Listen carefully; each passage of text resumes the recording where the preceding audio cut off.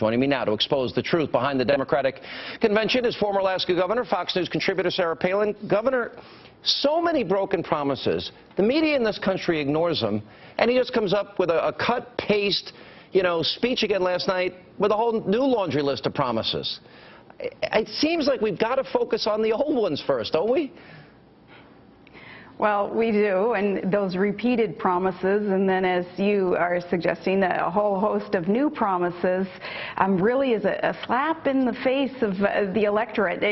There's an estimation of an unintelligent voting bloc out there. I think that President Obama is assuming we'll continue to want to get free stuff, despite free stuff will replace freedom, and he's just assuming that voting bloc will be large enough to get him back in there. But I just pray that Americans will open their eyes between now and November, when they know that they'll have to make that choice between free stuff or freedom. You can't have both. Governor, I watched last night, watched really closely, watched all the speeches, as a matter of fact, during this convention. Boring, stale, uninspiring, out of ideas. I just didn't feel it this time. And I knew in 2008 something huge was happening. I mean, them moving it inside, the weather was perfect, that was part of it. What are the adjectives that you use?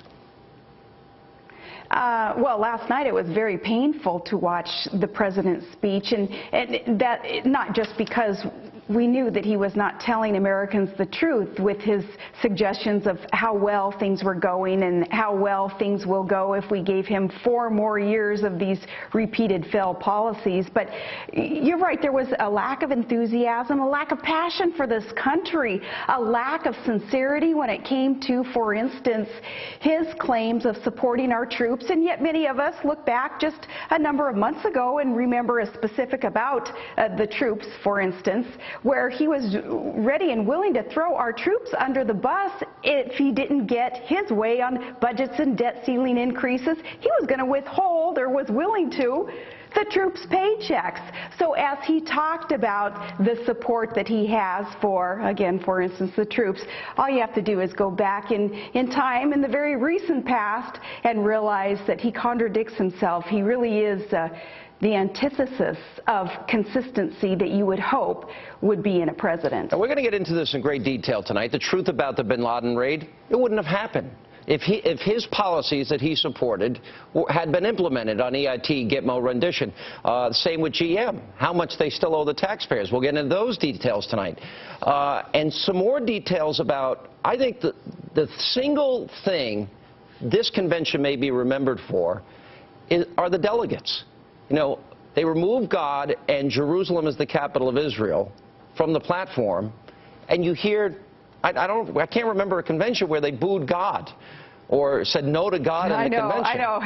I'm like, what was that? No, it was the equivalent of thrice denying our Lord. And we, go back into New Testament teachings on what happened then. The cock crowed 3 times, I guess, before the LA mayor said, I don't care what you say, we're going to do what we want anyway.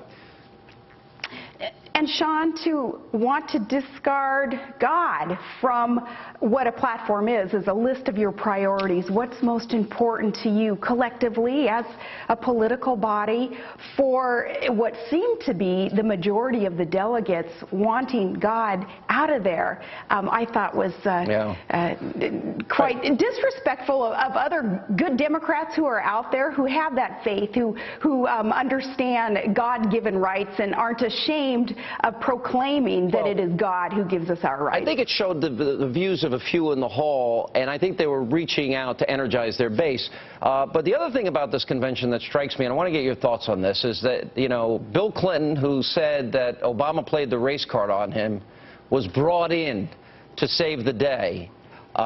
Interestingly, the Romney campaign has come out with an ad reminding us what Clinton said about Obama in 2008. Let's roll this. As the economy gets worse, Barack Obama calls on Bill Clinton to help his failing campaign. It's about which candidate is more likely to return us to full employment. He's a good soldier, helping his party's president. But what did Bill Clinton say about Barack Obama in 2008? Give me a break. This whole thing is the biggest fairy tale I've ever seen. 23 million Americans struggling for work. A middle class falling further behind. Give me a break. I'm Mitt Romney, and I approve this message. Is that a good lawyer defending a guilty client, Governor? Yeah, that's exactly what it is. And here Obama is still sprinkling that fairy dust in this fairy tale that he wants Americans to buy again for another 4 years. And thanks, Governor.